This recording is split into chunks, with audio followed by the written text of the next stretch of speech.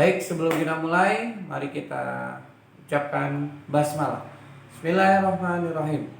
Baik anak-anakku semuanya, alhamdulillahirrahmanirrahim ya. Hari ini kita temanya berbeda, yaitu di tema bab 5 ini, temanya terkait masalah budaya hidup sehat. Jadi budaya hidup sehat ini tidak kita lakukan dengan bergerak, tapi lebih melakukan dengan teori-teori yang nanti akan teman-teman lakukan prakteknya, pengambilan gambarnya di rumah. Baik, terkait apa yang akan Pak Budi sampaikan sedikit terkait tentang budaya hidup sehat. Di budaya hidup sehat yang akan kita bahas adalah tentang kebersihan rumah dan kebersihan lingkungan sekolah. Satu lagi adalah membuang sampah pada tempatnya. Jadi kebersihan lingkungan rumah ada beberapa hal yang kita harus perhatikan. Rumah yang bersih atau rumah yang sehat itu bukan rumah yang mahal, bukan rumah yang mewah, bukan rumah yang besar. Tapi rumah yang sehat adalah rumah yang memiliki beberapa kriteria atau beberapa persyaratan. Ada beberapa persyaratan. Persyaratan pertama adalah rumah tersebut bersih, tidak kotor. Yang kedua, rumah tersebut memiliki ventilasi yang cukup. Jadi sirkulasi udaranya pun mudah untuk keluar masuk dan sinar matahari pun mudah untuk keluar masuk. Kemudian yang ketiga, rumah itu memiliki tempat sanitasi yang baik, yaitu tempat mencuci yang baik, tempat buang air kecil yang baik, tempat buang air besar yang baik. Kemudian rumah tersebut tertata dengan rapi. Jadi kalau rumah yang sehat itu bukan rumah yang besar atau yang mahal. Baik, kita lanjut ke berikutnya, yaitu kebersihan sekolah. Kebersihan sekolah biasanya sekolah itu sudah terbentuk dari hasil dukungan dari pihak sekolah. Tapi kita sebagai siswa menjaga kebersihan sekolah itu adalah dengan beberapa cara.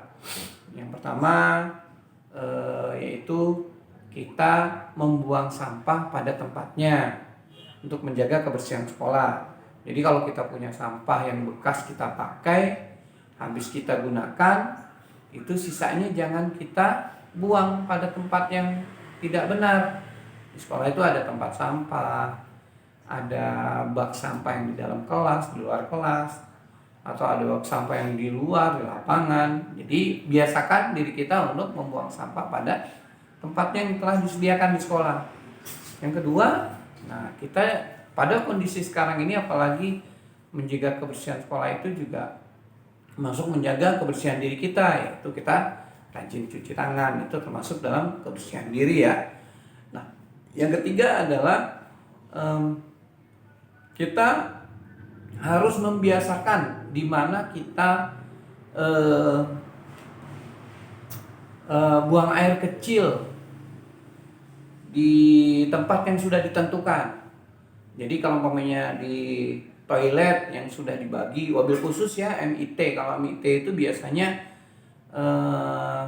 toiletnya sudah dibagi, mana toilet untuk laki-laki, mana toilet untuk perempuan. Nah, jadi jangan sampai nanti kita secara adab juga salah. Mentang-mentang sudah ada toilet laki-laki dan perempuan, kita masuk ke tempat yang salah. Itu juga nggak baik ya.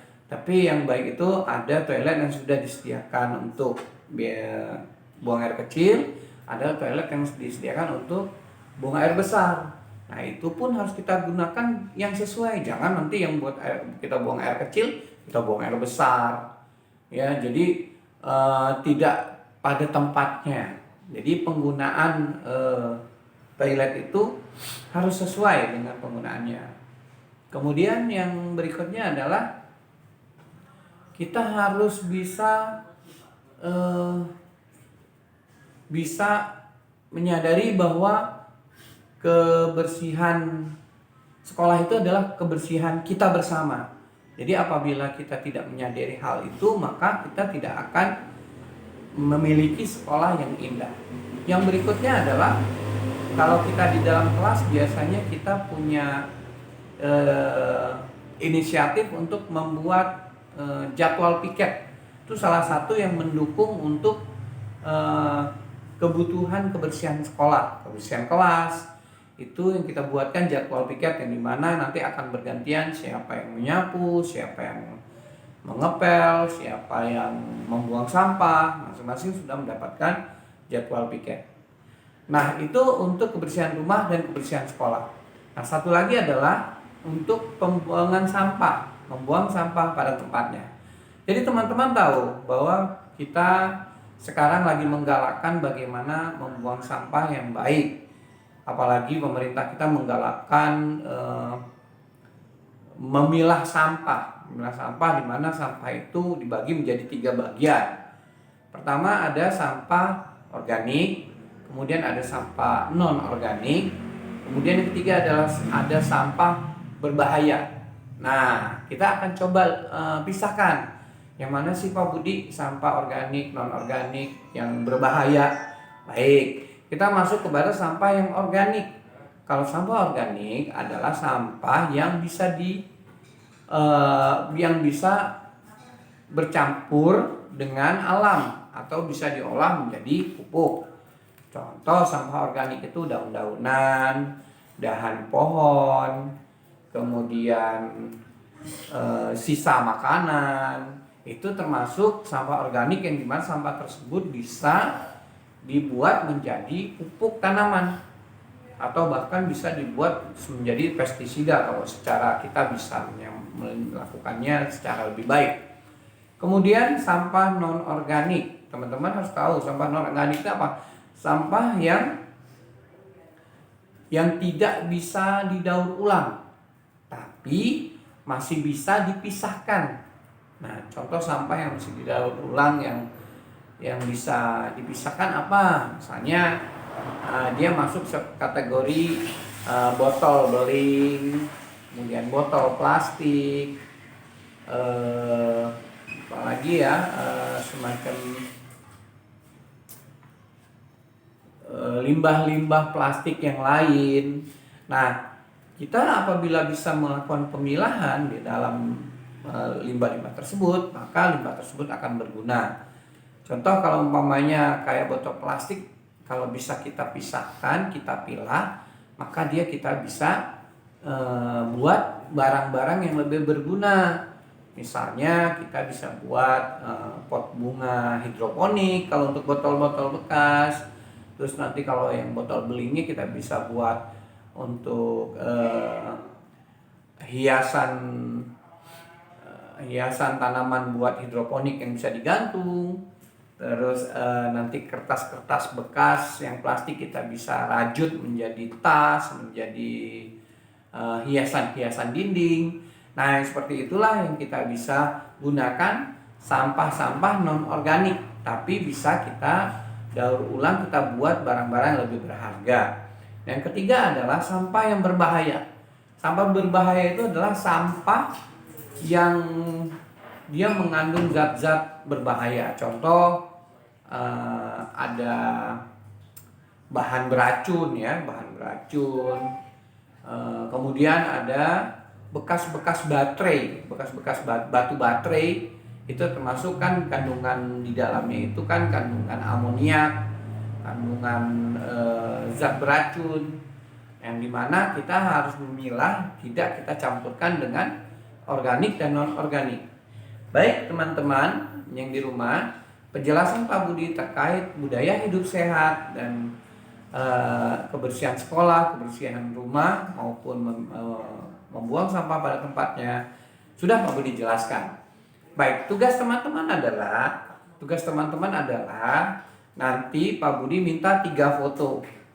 3 foto dikirimkan melalui Wapri Pak Budi, yaitu foto yang pertama adalah foto teman-teman menjaga kebersihan rumah ya. Menjaga kebersihan rumahnya itu yaitu teman-teman nanti boleh melakukan aktivitas yang terkait dengan kebersihan rumah. Apa teman-teman boleh ambil gambar sambil menyapu, sambil mengepel, atau sambil membuang sampah pada tempatnya, ya. Kemudian tugas yang kedua adalah teman-teman karena sekarang tidak masuk ke sekolah, jadi teman-teman boleh menjalankannya bagaimana membuat contoh jadwal piket yang teman-teman yang sudah buat di sekolah. Misalnya ada kelompok 1, Arman, Andi, Sofia, dan lain-lain. Nah, contoh jadwal piket tersebut untuk masing-masing teman-teman difoto. Misalnya hari Senin ada 5 orang, Selasa ada 5 orang. Nah, Pak Budi maunya kalau teman-teman yang berkelompok di dalam 5 itu berarti nanti difoto nama-namanya, jadwal piket. Aku dapatnya hari Senin, nah difoto yang hari Senin itu.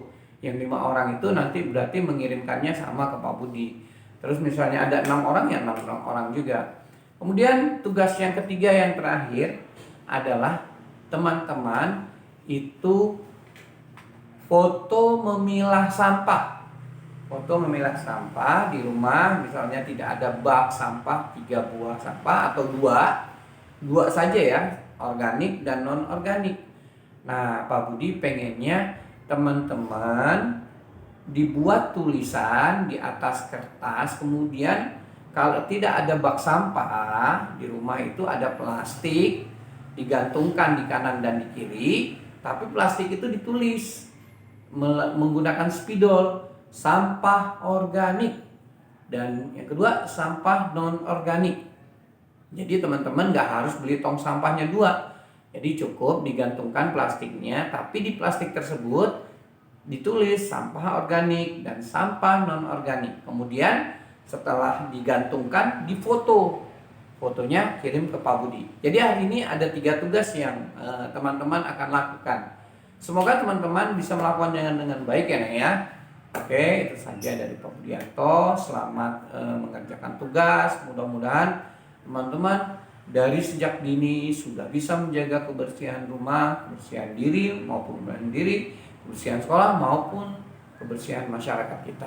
Kalau dari sejak dini kita sudah menyadari bahwa kebersihan itu menjadi utama, maka untuk kedepannya nanti kalau teman-teman udah besar, teman-teman akan tahu manfaatnya. Baik, itu saja yang kita Pak Budi sampaikan. Sampai bertemu lagi dalam PJJ olahraga berikutnya. Mudah-mudahan teman-teman bisa melaksanakan dengan baik. Terima kasih juga untuk ayah bunda yang telah membantu Ananda untuk melakukan PJJ olahraga dan kesehatan. Assalamualaikum warahmatullahi wabarakatuh. Salam olahraga. Terima kasih. Masih, ya.